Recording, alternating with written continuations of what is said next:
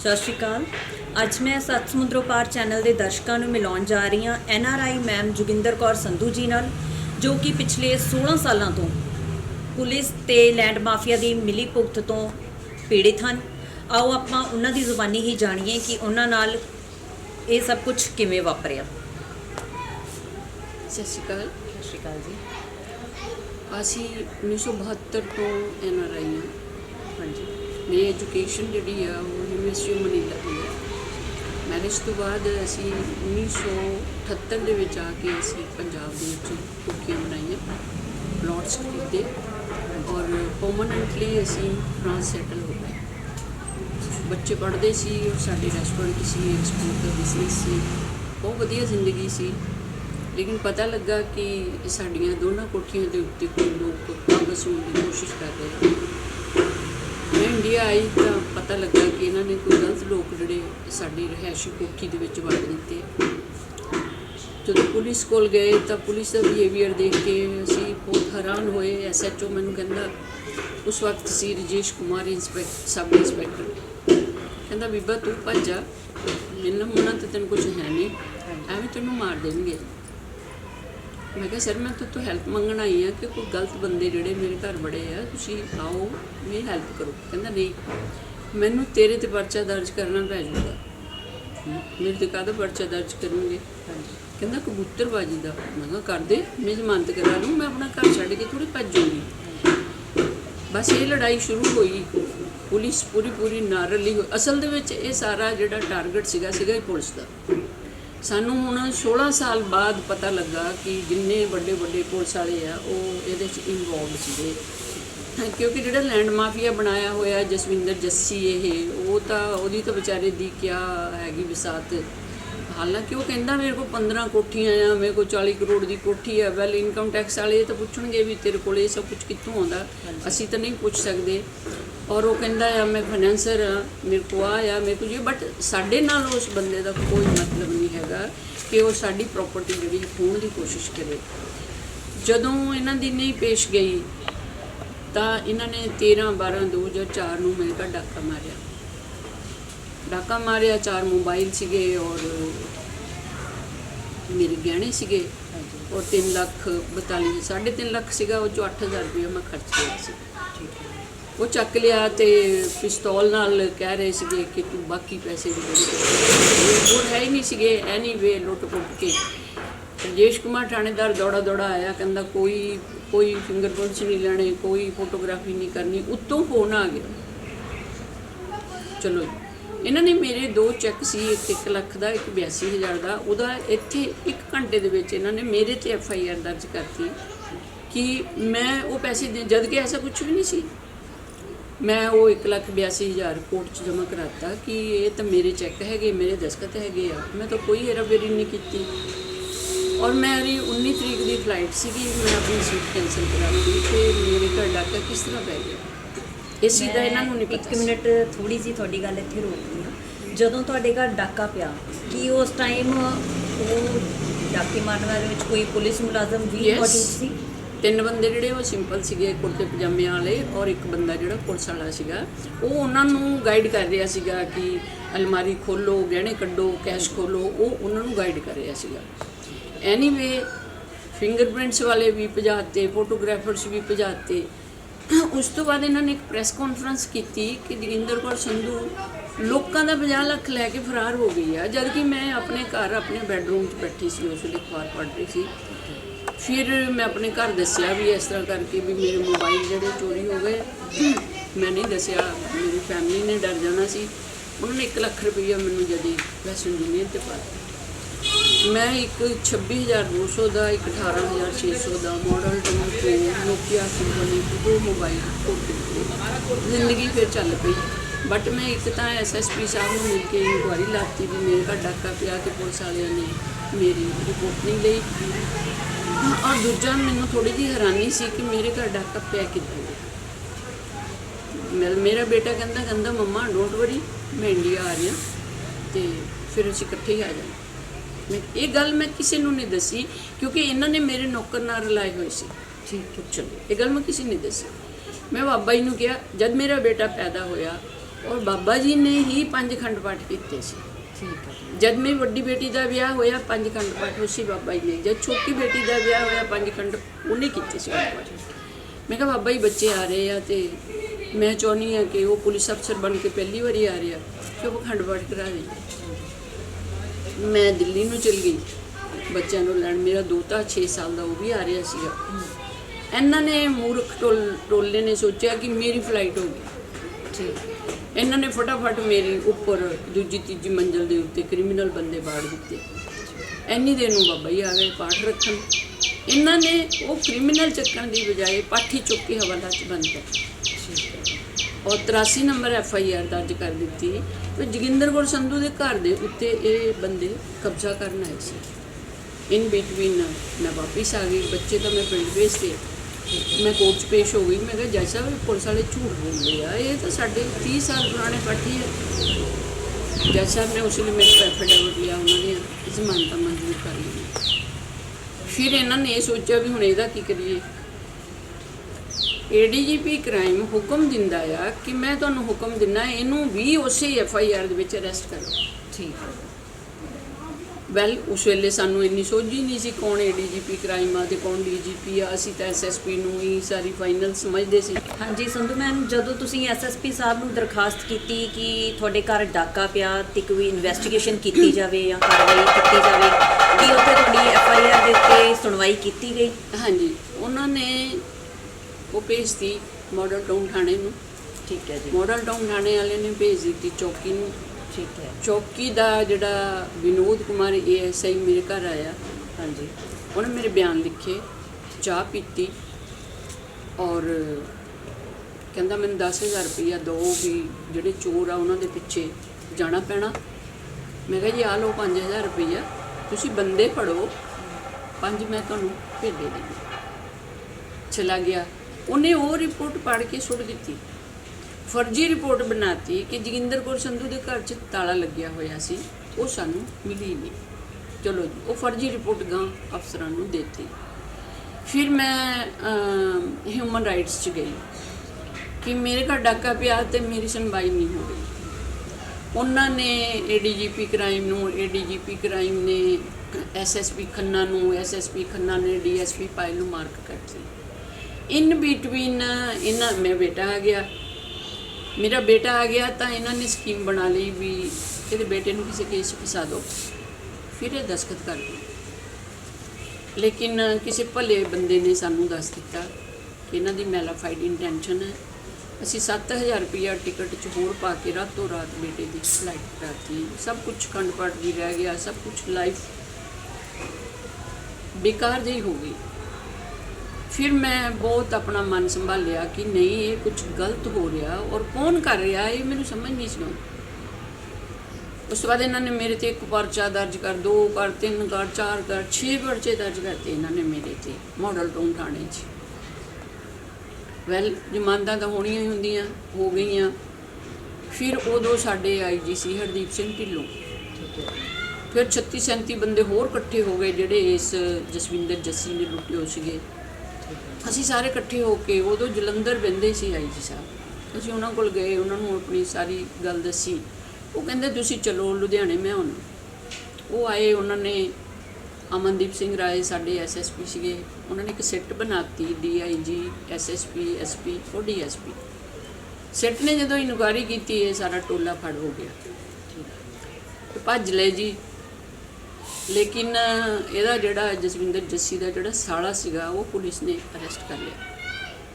ਉਹ ਕਹਿੰਦਾ ਜੀ ਮੈਨੂੰ ਤਾਂ ਰੋਟੀ ਵੀ ਨਹੀਂ ਖਾਣ ਨੂੰ ਮਿਲਦੀ, ਮੈਂ ਕੋਠੀਆਂ ਕਿੱਥੋਂ ਖਰੀਦਣ ਲੱਗ ਪਿਆ। ਮੈਂ ਕੁਝ ਨਹੀਂ ਐਸਾ ਕੀਤਾ ਕਿ ਜੋ ਵੀ ਕਰਦਾ ਜਸਵਿੰਦਰ ਜੱਸੀ ਕਰਦਾ, ਸਾਡੇ ਸਿਰਫ ਇਹ ਦਸਤਖਤ ਕਰਾ ਲੈਂਦਾ। ਫਿਰ ਇਹ ਭੱਜ ਗਿਆ ਚੰਡੀਗੜ੍ਹ ਨੂੰ। ਚੰਡੀਗੜ੍ਹ ਜਾ ਕੇ ਇਹਨੇ ਫਿਰ ਇੱਕ ਫਰਜ਼ੀ ਜਨਾਨੀ, ਉਹਦਾ ਫਰਜ਼ੀ ਐਡਰੈਸ ਆ SC ST ਦੇ ਵਿੱਚ ਇਨਕੁਆਇਰੀ ਲਾ ਕੇ ਬਾਰਡਰ ਰੇਂਜ ਦੇ ਉੱਤੇ ਇਨਕੁਆਇਰੀ ਲੈ ਕੇ। ਬਾਰਡਰ ਰੇਂਜ 'ਤੇ ਸੀ ਮੁਹੰਮਦ ਮੁਸ਼ਤਫਾ। ਉਹਨਾਂ ਨੇ ਲੁਧਿਆਣਾ ਪੁਲਿਸ ਨੂੰ ਕਿਹਾ ਵੀ ਤੁਸੀਂ ਇਹ ਫਾਈਲਾਂ ਦਿਓ, ਕਿਉਂਕਿ 113 ਨੰਬਰ FIR 16 ਬੰਦਿਆਂ ਵੱਲੋਂ ਸੀ ਅਤੇ 106 ਨੰਬਰ FIR ਮੇਰੇ ਵੱਲੋਂ ਸੀ ਅਤੇ SHO ਰਜੇਸ਼ ਕੁਮਾਰ 'ਤੇ ਵੀ FIR ਹੋ ਗਈ ਸੀ 52 ਨੰਬਰ। ਲੁਧਿਆਣਾ ਪੁਲਿਸ ਕਹਿੰਦੇ ਨੋ, ਇਹ ਕ੍ਰਾਈਮ ਲੁਧਿਆਣੇ ਦਾ, ਇਹਨੂੰ ਲੁਧਿਆਣਾ ਪੁਲਿਸ ਜਿਹੜੀ ਇਨਵੈਸਟੀਗੇਟ ਕਰੂਗੀ। ਇਹਨੇ ਵਨ ਸਾਈਡਡ ਕਰਕੇ ਜੀ ਸਾਡੇ ਪਰਚੇ ਜਿਹੜੇ ਕੈਂਸਲੇਸ਼ਨ ਰਿਪੋਰਟ ਭਰਤੀ। ਐਨੀ ਬਹੁਤ ਲੰਬਾ ਇਹ ਸਿਲਸਿਲਾ ਚੱਲਿਆ, ਭੱਜੇ ਅਸੀਂ ਕਦੀ CM ਕੋਲ, ਕਦੀ DGP ਕੋਲ, ਕਦੀ ADGP ਕੋਲ, ਕਦੀ ਹਿਊਮਨ ਰਾਈਟ ਕੋਲ, ਕਦੀ ਉਹਦੇ ਕੋਲ, ਕਦੀ ਭੱਜਦੇ ਰਹੇ ਜੀ, ਭੱਜਦੇ ਰਹੇ।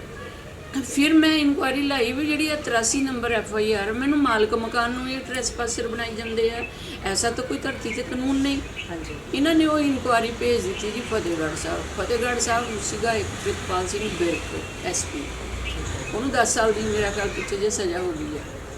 ਉਹਨੇ 5-6 ਧਾਰਾ ਹੋਰ ਲਾ ਕੇ ਮੈਨੂੰ ਕ੍ਰਿਮੀਨਲ ਬਣਾ ਕੇ ਤਾਂ ਮੈਨੂੰ ਮੇਰਾ ਜਿਹੜਾ ਕਹਿੰਦੇ ਨਾ ਚਲਾਨ ਪੇਸ਼ ਕਰੋ, ਚਲੋ ਕਰਤਾ। ਅਸੀਂ ਬਹੁਤ ਭੱਜੇ। ਫਿਰ ਇੱਕ ਕੇਸ ਦੇ ਵਿੱਚ ਇੱਥੇ ਪਰਮਜੀਤ ਸਿੰਘ ਪੰਨੂ ਸੀਗਾ ਉਦੋਂ DSP, ਇੱਕ ਕੇਸ ਦੇ ਵਿੱਚ ਮੈਨੂੰ ਕਹਿੰਦਾ ਇੱਥੇ ਰੱਖ 5 ਲੱਖ ਰੁਪਈਆ, ਨਹੀਂ ਤਾਂ ਬਣਾਉਂਗਾ ਤੈਨੂੰ PO, ਤੈਨੂੰ ਬੰਦ ਕਰੂੰਗਾ ਜੇਲ੍ਹ ਵਿੱਚ, ਫਿਰ ਦੇਖੂੰਗਾ ਤੇਰੀਆਂ ਕੋਠੀਆਂ ਦੀ ਤੂੰ ਕਿੱਦਾਂ ਕਬਜ਼ੇ ਲੈਣੀ। ਫਿਰ ਵੀ ਚੁੱਪ ਰਹੇ। ਫਿਰ ਜਾ ਕੇ DGP ਨੂੰ ਦੱਸਿਆ, ਮੈਂ ਕਿਹਾ DGP ਸਾਹਿਬ ਉਹ PO ਬਣਾਉਂਦੇ ਫਿਰਦੇ ਹੈਗੇ। ਫਿਰ DGP ਨੇ ਵਾਇਰਲੈਸ ਕਰ ਦਿੱਤੀ, ਕਹਿੰਦੇ ਜੇ ਕਿਸੇ ਨੇ ਇਹਨੂੰ ਕੁਝ ਹੋ ਗਿਆ ਜਾਂ ਇਹਨੇ ਕੁਝ ਕਰ ਲਿਆ ਤਾਂ ਮੈਂ ਲੁਧਿਆਣਾ ਪੁਲਿਸ ਨੂੰ ਨਹੀਂ ਬਹੁਤ ਰਫੜ ਪਿਆ ਜੀ। ਇਹਨਾਂ ਨੇ ਮੈਨੂੰ ਕਚਹਿਰੀ ਘੇਰ ਲਿਆ, ਬਹੁਤ ਜ਼ਿਆਦਾ ਇਹਨਾਂ ਨੇ ਮੈਨੂੰ, ਇਹ ਪੂਰੇ 30-35 ਬੰਦੇ ਇਕੱਠੇ ਹੋ ਕੇ ਗਏ। ਉਹ ਵਿੱਚ ਰਜੇਸ਼ ਕੁਮਾਰ ਖੰਨੇ ਤੋਂ ਥਾਣੇਦਾਰ ਦੌੜਾ ਆਇਆ ਕਿ ਅੱਜ ਇਹਨੂੰ ਜੇਲ੍ਹ ਦੇ ਵਿੱਚ ਬੰਦ ਕਰਾ ਦੇਣਾ। ਦੂਸਰੇ ਦਿਨ ਅਖਬਾਰ ਦੇ ਵਿੱਚ ਆ ਗਿਆ, ਕਹਿੰਦੇ ਜੀ महिला को घेर कर पुलिस बुलाई, पुलिस ने महिला को सुरक्षित घर पहुँचाया। ਹੁਣ अगर मैं PO ਹੁੰਦੀ ਪੁਲਿਸ ਮੈਨੂੰ ਫੜ ਕੇ ਜੇਲ੍ਹ 'ਚ ਬੰਦ ਕਰਦੀ, ਨਾ ਕਿ ਮੈਨੂੰ ਮੇਰੇ ਘਰ ਛੱਡ ਕੇ ਜਾਂਦੀ। ਈਸ਼ਵਰ ਸਿੰਘ ਸਾਡੇ ਉਦੋਂ DIG ਹੁੰਦੇ ਸੀ, ਲੇਕਿਨ ਉਹ ਵਿਚਾਰਾ ਕੀ ਕਰੇ। ਅਸਲੀਤਾਂ ਦੇ ਇਹਨਾਂ ਦੀਆਂ ਹੁਣ ਨਿਕਲ ਆਈਆਂ ਬਾਅਦ ਵਿੱਚ। ਉਹ ਬਚਾਉਂਦੇ ਰਹੇ, ਇਹ ਭੱਜੇ ਰਹੇ, ਭੱਜਦੇ ਰਹੇ ਜੀ। ਇਨ ਬਿਟਵੀਨ ਮੈਂ ਸਾਰੇ ਕੇਸਾਂ 'ਚੋਂ ਬਰੀ ਹੋ ਗਈ। ਬਰੀ ਹੋ ਕੇ ਮੈਂ ਇਹਨਾਂ 'ਤੇ ਡੈਮੇਜ ਕੇਸ ਪਾਤੀ, ਕੋਈ 50 ਲੱਖ NRI ਕਮਿਸ਼ਨ 'ਤੇ, ਕੋਈ DGP 'ਤੇ, ਕੋਈ ਜੱਸੀਆਂ ਦੇ ਐਰਾ ਵਗੈਰਾ 'ਤੇ। ਫਿਰ ਇਹਨਾਂ ਨੇ ਸਕੀਮ ਬਣਾਈ। ਉਸ ਤੋਂ ਪਹਿਲਾਂ ਵੀ ਇਹਨਾਂ ਨੇ 4 ਵਾਰ ਮੇਰਾ ਮਰਡਰ ਕਰਨ ਦੀ ਕੋਸ਼ਿਸ਼ ਕੀਤੀ, ਪਰ ਰੱਬ ਸਬੱਬੀ ਬਚ ਗਈ। ਫਿਰ ਇਹਨਾਂ ਨੇ ਕਿਹਾ ਵੀ ਇਹਨੂੰ ਕਿਡਨੈਪ ਕਰ ਲਓ, ਇਹਦੇ ਕੋਲੋਂ ਮਾਫੀਨਾਮਾ ਲਿਖਾ ਲਓ ਜੋ ਇਹ ਮੈਂ ਕੇਸ ਪਾਏ ਹੋ, ਸੌਰੀ। ਔਰ ਉਸ ਤੋਂ ਬਾਅਦ ਇਹਦਾ ਸੁਸਾਈਡ ਨੋਟ ਬਣਾ ਕੇ ਇਹਨੂੰ ਮਾਰ ਦਿੱਤਾ। ਗੱਲ ਆਈ, ਮੈਂ ਸਾਡੇ ਸੁਖਚੈਨ ਸਿੰਘ ਗਿੱਲ ਸੀਗੇ, ਮੈਂ ਉਹਨਾਂ ਕੋਲ ਗਈ। ਮੈਂ ਕਿਹਾ ਸਰ ਵੀ ਆਹ ਕੁਛ ਹੋ ਰਿਹਾ ਹੁਣ, ਮੈਂ ਲੜਾਈ ਤਾਂ ਲੜੀ ਗਈ ਹਾਂ ਸੱਚ ਔਰ ਹੱਕ 'ਤੇ, ਵੀ ਹੁਣ ਆਹ ਕੁਛ ਹੋ ਰਿਹਾ। ਉਹਨਾਂ ਨੇ ਫਟਾਫਟ ਸਾਡੇ ਇੱਥੇ ਲਾਂਬਾ ਸਾਹਿਬ ਸਪੈਸ਼ਲ ਪੁਲਿਸ ਸੀਗੇ, ਉਹਨਾਂ ਨੇ ਕਿਹਾ ਲਾਂਬਾ ਸਾਹਿਬ ਇਸ ਤੋਂ ਪਹਿਲਾਂ ਕਿ ਕੋਈ ਗਲਤ ਹਰਕਤ ਹੋ ਜਾਵੇ ਸੰਭਾਲੋ। ਉਹਨਾਂ ਨੇ ਫਟਾਫਟ ਜੀ ਉਹਨਾਂ ਨੇ ਇਨਕੁਆਇਰੀ ਕੀਤੀ ਔਰ SHO ਦੁਗਰੀ ਨੂੰ ਕਿਹਾ ਕਿ ਤੂੰ ਇਮੀਡੀਏਟਲੀ ਇਹ ਸਾਰਾ ਕ੍ਰਿਮੀਨਲ ਟੋਲਾ ਚੱਕ ਕੇ ਇਹਨਾਂ ਦੀ 157 ਬਣਾ ਕੇ ਕੋਰਟ 'ਚ ਪੇਸ਼ ਕਰ। ਉਸ ਤੋਂ ਬਾਅਦ ਉਹ ਗਾਇਬ ਵੀ ਹੋ ਗਈ ਉਹ ਰਿਪੋਰਟ। ਮੈਂ ਫਿਰ RTI ਪਾਤੀ। ਉਹ RTI ਦੇ ਵਿੱਚ commissioner police Ludhiana scene and file, ਮੈਂ ਕਿਹਾ ਆਪੇ ਹੀ ਤਾਂ ਕਮਿਸ਼ਨਰ ਨੇ ਫੋਨ ਕੀਤਾ, ਆਪੇ ਹੀ ਇਹਨੇ ਇਨਕੁਆਇਰੀ ਕਰਾਈ, ਆਪੇ ਸੀਨ ਐਂਡ ਫਾਈਲ ਕਿੱਦਾਂ ਹੋ ਗਿਆ। ਫਿਰ ਮੈਂ ਗਈ ਗਿੱਲ ਸਾਹਿਬ ਕੋਲ, ਮੈਂ ਕਿਹਾ ਗਿੱਲ ਸਾਹਿਬ ਤੁਸੀਂ ਆਪੇ ਸੀਨ ਐਂਡ ਫਾਈਲ ਕਰ ਦਿੱਤਾ। ਮੈਨੂੰ ਪੁੱਛਿਆ ਵੀ, ਕਹਿੰਦੇ ਨਹੀਂ ਮੈਂ ਤਾਂ ਨਹੀਂ ਕੀਤਾ। ਮੈਂ ਕਿਹਾ ਜੀ ਆਹ ਤੁਹਾਡੇ ਦਸਖਤ ਹੈ, ਕਹਿੰਦੇ ਮੇਰੇ ਤਾਂ ਦਸਖਤ। ਹੁਣ ਜਦ ਇੱਕ ਕਮਿਸ਼ਨਰ ਦੇ ਦਸਖਤ ਜਿਹੜੇ ਆਟੋਮੈਟਿਕਲੀ ਕੋਈ ਹੋਰ ਹੀ ਕਰਕੇ ਅੱਗੇ ਇਨਕੁਆਇਰੀ ਕੈਂਸਲ ਕਰ ਦਿੰਦਾ। ਅਸੀਂ ਲੋਕ ਕਿਹੜੇ ਲਾਅ ਐਂਡ ਆਰਡਰ ਦੇ ਵਿੱਚ ਰਹਿੰਦੇ ਹਾਂ, ਜਾਂ ਕਿਹਦੀ ਅਸੀਂ ਸਿਕਿਉਰਿਟੀ 'ਚ ਰਹਿੰਦੇ ਹਾਂ, ਜਾਂ ਕਿਹਦੇ ਅਸੀਂ ਵਿਸ਼ਵਾਸ ਦੇ ਉੱਤੇ ਜੀਨੇ। 4 ਵਾਰ ਇਹਨਾਂ ਨੇ ਮੈਨੂੰ ਸਿਕਿਉਰਿਟੀ ਦਿੱਤੀ ਜੀ, ਇਹਨੂੰ ਸਿਕਿਉਰਿਟੀ ਕਿਹਦੀ ਹੋਊਗੀ? ਸਿਕਿਉਰਿਟੀ ਪੁਲਿਸ ਦੀ ਹੈ, ਉਹਨਾਂ ਤੋਂ ਹੀ ਇਹ ਮਰਵਾਉਣਗੇ। ਸੋ ਅਸੀਂ ਆਪਣੇ ਘਰ ਆਪਣੇ ਵਾਹਿਗੁਰੂ ਦੇ ਭਰੋਸੇ ਦੇ ਉੱਤੇ ਆਪਣੀ ਜ਼ਿੰਦਗੀ ਚਲਾਈ ਹੈ। ਉਸ ਤੋਂ ਬਾਅਦ ਨਹੀਂ ਕੋਈ ਗੱਲ ਬਣੀ। ਫਿਰ ਮੈਂ ਜਾ ਕੇ ਚੰਡੀਗੜ੍ਹ ਪ੍ਰੈਸ ਕਾਨਫਰੰਸ ਕੀਤੀ ਵੀ ਦੇਖੋ 13/12/2004 ਨੂੰ ਇਹਨਾਂ ਨੇ ਮੇਰਾ ਘਰ ਲੁੱਟਿਆ, ਤੇ ਮੈਂ ਹੁਣ 13/12/18 ਨਹੀਂ ਲੰਘਣ ਦੇਣੀ, ਮੈਨੂੰ ਇਨਸਾਫ ਚਾਹੀਦਾ। ਚਲੇ ਗਏ ਉੱਥੇ, ਮੈਂ ਚੰਡੀਗੜ੍ਹ ਪੁਲਿਸ ਬੁਲਾਈਓ। ਦੇਖੋ ਅਸੀਂ ਇਨਸਾਫ ਮੰਗਦੇ ਹਾਂ, ਇਹ ਚੰਡੀਗੜ੍ਹ ਪੁਲਿਸ ਬੁਲਾਉਂਦੇ ਫਿਰਦੇ ਆ। ਅਗਰ ਤੁਸੀਂ ਸਹੀ ਹੋ, ਅਗਰ ਤੁਸੀਂ ਲਾਅ ਐਂਡ ਆਰਡਰ ਦੇ ਪ੍ਰੋਟੈਕਟਰ ਹੋ, ਪੁਲਿਸ ਤਾਂ ਬਣੀ ਹੋ ਆ ਕਿ ਪਬਲਿਕ ਦੀ ਜਾਨ ਤੇ ਮਾਲ ਦੀ ਹਿਫਾਜ਼ਤ ਕਰੋ। ਲੇਕਿਨ ਆਹ 9 ਸੈਕਟਰ ਵਾਲੇ ਕਹਿੰਦੇ ਆ ਜੀ ਜਾਨ ਬਚਾ ਕੇ ਲੈ ਲਓ ਪਰ ਮਾਲ ਨਾ ਚੱਲਿਓ। ਫਿਰ ਅਸੀਂ ਕਿੱਥੇ ਜਾਵਾਂਗੇ? ਮੈਨੂੰ ਐਸਪੀ ਕਹਿੰਦਾ ਭਾਈ ਤੁਸੀਂ ਇੱਥੇ ਧਰਨਾ ਨਹੀਂ ਦੇ ਸਕਦੇ। ਮੈਂ ਕਿਹਾ ਧਰਨਾ ਕੌਣ ਦੇਣ ਆਇਆ? ਸੜੇ ਜੇ ਬੈਂਚ ਤੇ ਬਹਿ ਕੇ ਮੈਂ ਧਰਨਾ ਥੋੜੀ ਦੇਣਾ ਹੀ ਆ। ਹਾਂਜੀ ਮੈਂ ਤਾਂ ਇਹਨਾਂ ਨੂੰ ਮਿਲਣਾ ਹੀ ਆ। ਹਾਂਜੀ ਕਹਿੰਦਾ ਜੀ ਤੁਸੀਂ ਜਾਓ। ਮੈਂ ਕਿਹਾ ਜੀ ਮੇਰੀ ਤਾਂ ਅੱਡੀਆਂ ਘਸ ਗਈਆਂ। 12 ਸਾਲ ਪੂਰੇ ਮੈਂ ਇਹਨਾਂ ਦਾ ਅਪ ਡਾਊਨ ਕਰਦੀ ਰਹੀ ਆ। ਮੈਨੂੰ ਤਾਂ ਇਹ ਨਹੀਂ ਸੀ ਪਤਾ ਵੀ ਮੇਰੇ ਨਾਲ ਧੱਕਾ ਹੀ ਇਹ ਕਰਾ ਰਹੇ ਆ ਸਾਰੇ। ਮੈਂ ਨਹੀਂ ਜਾਣਾ, ਇਹ ਥੱਲੇ ਆਉਣਗੇ। ਫਿਰ AIG ਸੁਰਿੰਦਰਜੀਤ ਆਈ। ਨਹੀਂ ਮੈਮ ਤੁਸੀਂ ਆਓ, ਅਸੀਂ ਦੇਖਦੇ ਹਾਂ ਕਰਦੇ ਹਾਂ, ਤੁਸੀਂ ਇੱਕ ਵਾਰੀ ਬਿਆਨ ਲਿਖਾ ਦਿਓ। ਮੈਂ ਕਿਹਾ ਤੁਹਾਡਾ ਤਾਂ ADGP ਕ੍ਰਾਈਮ ਦਾ ਪੂਰਾ ਭੰਡਾਰ ਭਰਿਆ ਪਿਆ ਮੇਰੇ ਬਿਆਨਾਂ ਨਾਲ, ਤੁਸੀਂ ਕੋਈ ਵੀ ਕੱਢ ਲਓ। ਨਹੀਂ ਤੁਸੀਂ ਲਿਖਾ ਦਿਓ, ਕੋਈ ਗੱਲ ਨਹੀਂ ਅਸੀਂ ਕਰਦੇ ਹਾਂ। ਚਲੋ ਜੀ ਬਿਆਨ ਲਿਖਾ ਲਏ। ਉਸ ਤੋਂ ਬਾਅਦ ਮੇਰੇ ਬੱਚੇ ਆ ਗਏ, ਮੇਰੇ ਇਨ ਬਿਟਵੀਨ ਮੇਰੇ 2 ਪੋਤੇ ਹੋ ਗਏ। ਅਸੀਂ ਉਹਨਾਂ ਦੀ ਲੋਹੜੀ ਪਾਉਣੀ ਸੀਗੀ, ਅਸੀਂ ਫਿਰ ਉੱਧਰ DC ਹੋ ਗਏ। ਬੱਚੇ ਆਏ, ਮਹੀਨਾ ਰਹੇ, ਫਿਰ ਵਾਪਸ ਚਲੇ ਗਏ। ਮੈਂ ਫਿਰ ਇਹਨਾਂ ਦੇ ਪਿੱਛੇ ਕੁਝ। ਹੁਣ ਕੁਐਸਚਨ ਦਾ ਇਹ ਆ, ADGP ਕ੍ਰਾਈਮ ਲੁਧਿਆਣਾ ਪੁਲਿਸ ਨੂੰ ਹੁਕਮ ਦਿੰਦਾ। ਹਾਂਜੀ ਲੈਟਰ ਨੰਬਰ 1672 ਸੱਸਾ ਫਲਾਣਾ ਧਮਕਾਣਾ ਵੀ ਇਹਨੂੰ ਮਾਲਕ ਮਕਾਨ ਹੁੰਦੇ ਆ, ਇਹਨੂੰ ਫੜ ਕੇ ਤੁਸੀਂ ਜੇਲ੍ਹ 'ਚ ਬੰਦ ਕਰੋ। ਮੈਂ ਹੁਕਮ ਦਿੰਦਾ ਤੁਹਾਨੂੰ। ਜਦੋਂ ਇਹ ਹੁਕਮ ਦੇਣਗੇ ਫਿਰ ਸਾਨੂੰ ਕੌਣ ਬਚਾਊ? ਫਿਰ ਮੈਂ ਉਹਦੀ RTI ਪਾਤੀ ਵੀ ਮੈਨੂੰ ਇਹ ਜਿਹੜੀ ਚਿੱਠੀ ਹੈਗੀ ਆ ਇਹਦੀ ਕਾਪੀ ਦੇ। ਉਹ ਜੀ ਗਵਾਚ ਗਈ, ਉਹ ਜੀ ਰਹਿ ਗਈ, ਉਹ ਜੀ ਲੱਭਦੀ ਨਹੀਂ, ਉਹ ਜੀ ਫਲਾਣਾ, ਜਦ ਕਿ that is the part of the police file. ਫਿਰ ਕਮਿਸ਼ਨਰ ਸਾਹਿਬ ਨੇ ਉਹ ਸਾਰਾ ਮਾਡਲ ਟਾਊਨ ਥਾਣੇ 'ਚੋਂ ਕੱਢਿਆ ਰਿਕਾਰਡ। ਉਹ ਕਹਿੰਦੇ ਹਾਂ ਵਾਕਈ ਚਿੱਠੀ ਆਈ ਆ, ਔਰ ਚਿੱਠੀ ਉੱਥੇ ਇੰਗਲਿਸ਼ ਬ੍ਰਾਂਚ ਦੇ ਵਿੱਚ ਰਜਿਸਟਰ ਦੇ ਵਿੱਚ ਐਂਟਰੀ ਹੋਈ ਹੋਆ। ਲੇਕਿਨ 7/7/2005 ਨੂੰ ਚਿੱਠੀ ਪਾਈ ਆ ADGP ਕ੍ਰਾਈਮ ਨੇ। 2 ਦਿਨ ਬਾਅਦ ਉਹ ਚਿੱਠੀ ਆ ਜਾਂਦੀ ਆ, ਐਂਟਰੀ ਹੋ ਜਾਂਦੀ ਆ, ਔਰ ਮੇਰੇ ਖਿਆਲ 28 ਜਾਂ 29/9 ਨੂੰ ਇਹ ਚਿੱਠੀ ਵਾਪਸ ਮੰਗਾ ਲੈਂਦੇ ਆ ਵੀ ਸਬੂਤ ਨਾ ਕੋਈ ਵੀ ਰਹਿ ਜਾਵੇ, ਵੀ ਵਾਪਸ ਮੰਗਾ। ਉਹ ਇਹਦੇ ਨਾਲ ਕੀ ਹੁੰਦਾ? ਸਬੂਤ ਮਿਟਾਉਣ ਨਾਲ ਕੀ ਹੁੰਦਾ? ਇੱਕ ਇਨਸਾਨ ਦੀ ਜ਼ਿੰਦਗੀ ਨਹਿਸ ਤਹਿਸ ਕਰਤੀ ਤੁਸੀਂ। ਇੱਕ ਇਨਸਾਨ ਦਾ ਕਾਰੋਬਾਰ, ਇੱਕ ਇਨਸਾਨ ਦਾ ਘਰ-ਬਾਰ, ਇੱਕ ਇਨਸਾਨ ਦਾ ਪਰਿਵਾਰ ਰੋਇਆ। ਉਹਨੇ ਤੁਹਾਡੀਆਂ ਇਹਨਾਂ ਚਿੱਠੀਆਂ ਤੋਂ ਦੱਸੋ ਕੀ ਲੈਣਾ? ਹੁਣ ਖੁੱਲ੍ਹ ਕੇ ਸਾਰੀ ਗੱਲ ਸਾਹਮਣੇ ਆ ਗਈ ਆ ਵੀ ਜਿੰਨਾ ਵੀ ਕ੍ਰਾਈਮ ਮੇਰੇ ਨਾਲ ਹੋਇਆ ਉਹ ਸਾਰਾ 9 ਸੈਕਟਰ 'ਚੋਂ ਹੁਕਮ ਆ ਕੇ ਹੋਇਆ। ਕਿਉਂਕਿ ਜਦੋਂ ਲੁਧਿਆਣਾ ਪੁਲਿਸ ਸਾਨੂੰ ਜਸਟਿਸ ਦੇਣ ਲੱਗਦੀ ਸੀ, ਉਦੋਂ ਹੀ ਇਹ ਵਿੱਚ ਆ ਕੇ ਲੱਤ ਡਾ ਦਿੰਦੇ ਸੀ। ਇਨਕੁਆਰੀ ਉਹਨਾਂ ਲੋਕਾਂ ਕੋਲ ਇਹ ਲਾਉਂਦੇ ਆ ਜਿਹੜੇ ਇਹਨਾਂ ਦੇ ਕਰਪਟ, ਇਹਨਾਂ ਦੇ ਨਾਲ ਦੇ ਜਿਹੜੇ ਫੇਅਰ ਅਫਸਰ ਆ, ਉਹਨਾਂ ਕੋਲੋਂ ਇਹ ਫਾਈਲ ਚੁੱਕ ਲੈਂਦੇ। ਫਿਰ DGP ਅਰੋੜਾ ਸਾਹਿਬ ਸੀਗੇ। ਮੈਂ ਉਹਨਾਂ ਨੂੰ ਕਿਹਾ, ਮੈਂ ਕਿਹਾ ਸਰ ਲਿਖਤੀ ਰੂਪ 'ਚ ਆ ਮੇਰੇ ਕੋਲ। ਮੈਂ ਕਿਹਾ ਸਰ ਮੇਰੀ ਕੋਈ ਕੰਪਲੇਂਟ ਹੈ ADGP ਕ੍ਰਾਈਮ ਉਹਨਾਂ ਦਾ, ਕਿਉਂਕਿ ਇੱਥੋਂ ਸਾਨੂੰ ਇਨਜਸਟਿਸ ਮਿਲਦੀ। ਉਹਨਾਂ ਨੇ ਇਹਨਾਂ ਕੋਲੋਂ ਵਾਪਸ ਮੰਗਾ ਕੇ ਤਾਂ NRI ਹੈੱਡਕੁਆਟਰ ਭੇਜ ਦਿੱਤਾ। NRI ਹੈੱਡਕੁਆਟਰ ਤੋਂ ਇੱਕ ਸਿੱਟ ਬਣੀ ਰਾਜਵਿੰਦਰ ਸਿੰਘ ਸੋਲ ਔਰ ਸੁਰਿੰਦਰ ਲਾਂਬਾ ਜੀ ਨੇ ਹਾਲੇ ਇਨਕੁਆਰੀ ਸ਼ੁਰੂ ਕੀਤੀ। ਥਾਣੇਦਾਰ ਰਾਜੇਸ਼ ਕੁਮਾਰ ਸੱਦਿਆ, ਕਹਿੰਦਾ ਤੂੰ ਇਹ ਦੱਸ ਵੀ ਆਹ 83 ਨੰਬਰ FIR ਕਿੱਦਾਂ ਦਰਜ ਹੋਈ? ਘਰ ਜੋਗਿੰਦਰ ਕੌਰ ਸੰਧੂ ਦਾ, ਮਾਲਕ ਉਹ, ਤੇ ਤੂੰ ਇਹ FIR ਕਿੱਦਾਂ ਦਰਜ ਕੀਤੀ? ਨਹੀਂ ਗੱਲ ਆਈ। ਓਕੇ, ਬਾਬੇ ਚੱਕੇ, ਤੁਸੀਂ ਮਾਲਕ ਮਕਾਨ ਨੂੰ ਵੀ ਚੱਕ ਕੇ ਲੈ ਗਏ, ਇਹ ਕਿਹੜਾ ਕਾਨੂੰਨ ਹੈ? ਔਰ ਤੂੰ ਉਹਦੇ ਗਹਿਣੇ ਵੀ ਲਾ ਲਏ, ਉਹਦਾ ਸਾਰਾ ਕੈਸ਼ ਵੀ ਖੋਇਆ, ਔਰ ਤੂੰ ਮੰਨ ਵੀ ਗਿਆ, ਤੇਰੇ 'ਤੇ FIR ਵੀ ਦਰਜ ਹੋ ਗਈ। ਇਹ ਕਿਹੜੀ ਡਿਊਟੀ ਕਰਦੇ ਹੋ ਤੁਸੀਂ? ਚਲੋ ਸਵੇਰ ਨੂੰ ਗਏ ਤਾਂ ਲੈ ਗਏ ਚੱਕ ਕੇ ਫਾਈਲ ਉਹਦੇ। ਦੇਖੋ DGP ਦੇ ਹੁਕਮਾਂ ਨੂੰ ਵੀ ਕੋਈ ਨਹੀਂ ਮੰਨਦਾ ਹੈਗਾ। ਉਹ ਇੱਕ ਅਮਰਤਾ ਬਰਾੜ ਉੱਥੇ AIG ਜਿਹੜੀ ਪੱਕੀ ਇਹਨਾਂ ਨੇ ਸਾਡੇ ਲੋਕਾਂ ਨਾਲ ਧੱਕਾ ਕਰਨ ਨੂੰ ਰੱਖੀ ਹੋਆ। ਇੱਕ ਪ੍ਰੇਮ ਸਿੰਘ ਸੀ ਵਿਚਾਰਾ, ਉਹਦੀ ਇਨਕੁਆਰੀ ਉਹ ਤਾਂ ਮਰੀ ਗਿਆ। ਫਿਰ ਇੱਥੇ ਕਮਲਜੀਤ ਸਿੰਘ ਸਿੱਧੂ ਆ, ਉਹਦੇ 'ਤੇ ਝੂਠਾ ਪਰਚਾ ਪਾਇਆ ਸੀਗਾ। ਉਹ ਹਸਬੈਂਡ ਵਾਈਫ ਨੂੰ ਦੋਨਾਂ ਨੂੰ ਆਖੇ ਜੀ ਉਹਦੀ ਵੀ ਕੋਠੀ ਹੋਣ ਦਾ ਚੱਕਰ ਸੀਗਾ, ਉਹ ਵੀ ਮਰ ਗਿਆ। ਹਾਈ ਕੋਰਟ ਉਹਨੇ ਰਿਟ ਪਾਈ ਹੋਆ। ਸਰਬਜੀਤ ਸਿੰਘ ਸੀ 53D ਸਰਾਭਾ ਨਗਰ ਵਾਲਾ, ਉਹਦੇ 3 ਟੁਕੜੇ ਹੋ ਗਏ, ਐਕਸੀਡੈਂਟ ਹੋ ਗਏ। ਸੋ ਲੋਕੀ ਮਰੀ ਜਾਂਦੇ ਆ, ਲੋਕੀ ਖਪੀ ਜਾਂਦੇ ਆ। ਆਖਰ ਸਾਡੀਆਂ ਕੋਠੀਆਂ ਜਿਹੜੀਆਂ ਇਹਨਾਂ ਨੇ ਕਿੱਥੇ ਲਿਜਾਣੀਆਂ? ਜਾਂ ਤਾਂ ਮੈਨੂੰ ਲਿਖ ਕੇ ਦੇ ਦੇਣ ਵੀ ਅਸੀਂ ਮਰਨ ਲੱਗੀਆਂ ਨੇ ਭਾਈ, ਨਾਲ ਲੈ ਜਾਣੀਆਂ, ਤੇ ਤੂੰ ਛੱਡ ਦੇ, ਮੈਂ ਜਦ ਹੀ ਛੱਡ ਦੂੰ। ਇਹ ਸਾਡੇ ਹਾਂਜੀ ਮੈਮ, ਮੈਂ ਹੁਣ ਤੁਹਾਨੂੰ ਇਹ ਪੁੱਛਣਾ ਚਾਹੁੰਦੀ ਹਾਂ ਕਿ ਇੰਨਾ ਸਭ ਕੁਝ ਹੋਣ ਤੋਂ ਬਾਅਦ ਵੀ ਤੁਹਾਨੂੰ ਇਨਸਾਫ ਦੀ ਉਮੀਦ ਹੈ? ਦੇਖੋ ਉਮੀਦ ਤਾਂ ਨਹੀਂ ਅਸੀਂ ਕਰ ਸਕਦੇ, but still we will fight according to law. ਚੱਲ ਰਹੇ ਹਾਂ, कभी जसविंदर जस्सी किडनैप हो जाता, कभी जस्सी का साला किडनैप हो जाता, कभी ये कुछ हो जाता, कभी ये कुछ हो जाता। वैल एनीवे हुण इन द एंड सानू 9 सैक्टर का तो पता लग गया कि सानू तो कोई उम्मीद नहीं। फिर सीएम साहब ने 26 जनवरी में जाके पूछा सीगा कि भाई जे तो डिकटेटरशिप आ तो फिर सानू दस दो, अगर ये डेमोक्रेसी आ तो सानू जस्टिस दो। उन्होंने साडे सीपी साहब राकेश अग्रवाल है, इन्हों कहा, कहते मेरी गल हो गई है। फिर सीपी साहब का फोन आ गया, कहते तू वापिस आ जा, मैं करदा।